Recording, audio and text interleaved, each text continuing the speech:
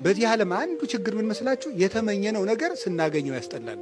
ሰው ከተመኘው ጋር ሰው ለመኖር ያቅድና ሲደርስ ይሰለቸዋል። ከተመኘው ሀገር ይሄድና ሲደርስበት ይሰለቸዋል። ደስታ ማሳደድ ነው ኑሯችን። ሁሉን ነገር ስናገኘው መሰልቸት፣ ስናገኘው መሰልቸት፣ ስናገኘው መሰልቸት፣ ስናገኘው መሰልቸት።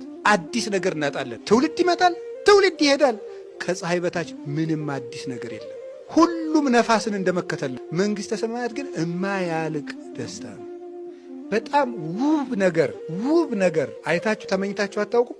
የኔ በሆነ እንደው ይሄ የኔ በሆነ ብላችሁ በቃ እሱ ያያችሁት ነገር ራሱ ከንቱ ነው።